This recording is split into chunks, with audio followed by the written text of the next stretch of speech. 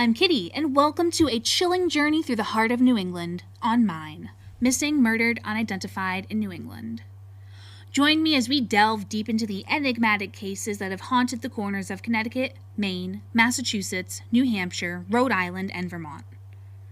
Buckle up, because in each episode, we'll time travel through the decade, from January 1st, 2010 to December 31st, 2020.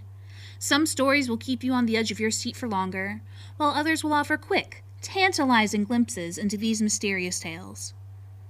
The truth is, these cases are often shrouded in secrecy, leaving us with only fragments to piece together. As we embark on this haunting journey, remember that all the research, storytelling, opinions, and even my inevitable blunders are mine alone. I promise to keep you in the loop with updates and corrections whenever possible. And while we won't trigger issue warnings for wounds that are a crucial part of these narratives, we will do so when it comes to sensitive topics like suicide, animal loss, and domestic violence. So, stay tuned, stay curious, and let's uncover the untold stories of New England together. With that, please join me for July 2013. July 19th, 2013. Scott Souza had been arrested several times over the years for a number of different charges, including weapons violations and being tied to a murder. Very few of the charges ever stuck, and Scott remained free most of his days. Scott was an Austin Street, New Bedford, Massachusetts resident who was found unconscious with gunshot wounds in 2011 and survived.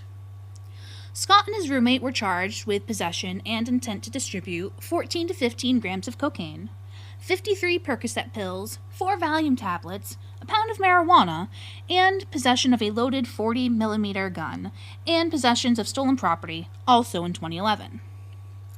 Scott also had about $2,800 in cash. In 2012, Scott and a few other people were involved with an illegal nightclub. There was a murder at this illegal nightclub of Melvin Pina, whom Scott ID'd for police. The night of Melvin's murder, Scott said he left the premises and that the party was not being thrown by him that night, but by the people he was subletting to. 911 was called at 3:07 a.m. on July 19th, 2013 at 25 Austin Street, where Scott was discovered shot in the torso. Austin Street is in Weld Square. The charges for a case of a large-capacity firearm, .40 caliber, and 17 rounds of ammunition were still pending at the time of Scott's murder.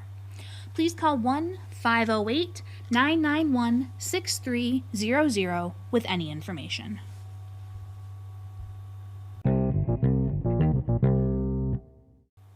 July 20th, 2013.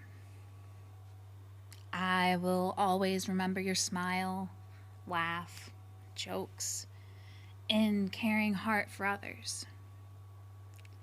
If your car was messed up, Perris was the guy you would go to, said Bianca Flores, 22, who grew up in the area around Harold Street where Perris was killed. He was a fun guy. He was a jokester. He could always make you smile. He wasn't in any gang. He just worked, fixing cars, helping out. He was a hard-working man.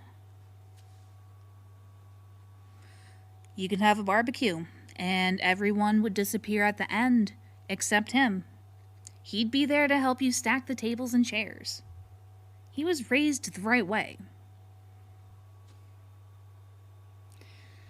There's not much Perris couldn't build or fix. Perris Haynes was a multi-talented person with the ability to perform plumbing, electrical, general engineering, and DJing. Perris was born on July 27, 1983, a 29-year-old father of 2 with no gang ties. Perris once built a go-kart with his now 18-year-old stepdaughter. His son was 5, now 15. Perris was born to John and Linda. On the morning of July 20th, 2013, Perris played ball with a friend's children, and on that evening had been DJing a party, and was planning on buying a laptop off of friends afterwards. Perris called his girlfriend, Darnice Robinson, to tell her he was on his way home. Darnice fell asleep. Hours later, she awoke, but there was no sign of Perris. That same night, 2 people were shot at 1:37 a.m. in the area of Harrish of St. Perris was shot after he left the poker house at 131 Harold St Roxbury, Mass. I turned him over, Darnice's friend Norma Norfleet said.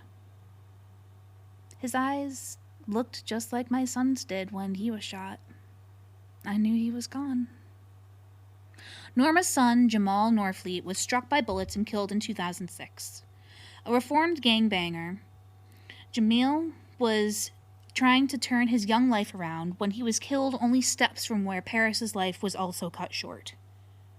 Perris was at the wrong place at the wrong time. Perris was taken from the H Block neighborhood to Brigham and Women's Hospital, where he was pronounced deceased. The other person was located at Holworthy Street and transported to Beth Israel Hospital and survived their injuries. The men who shot and killed Perris were described as 2 black males who jumped out of a gray Honda, shot the 2 men, jumped back in, and drove away. While violent, Perris's murder lacked the same gruesome details as the young woman Amy Lord, who was murdered the same day as Perris and was covered in the news less than Amy's murder, and this can be partly attributed to Perris's murder taking place in a community where people have come to expect such crimes. It's still bullshit if you ask me, though. Perris is buried in Oak Lawn Cemetery. Please call 1-800-494-TIPS. July 27th, 2013. Sharon L Paull was 53 when she literally vanished from the Marriott Hotel in Stamford, Connecticut on July 27th, 2013. Sharon is 5 foot 2 inches and about 130 pounds. Sharon has brown hair, brown eyes, was wearing shorts and a t-shirt. There's literally no other information about this woman or this case. If you have anything to add, please call 1-203-977-4921. If you have any questions, complaints, or concerns about the podcast you encountered here today, please message me at minepodcast@gmail.com. That's mine with 2 M's, 2 I's, 1 N, 1 E at gmail.com. And thank you so much for listening. Later, y'all.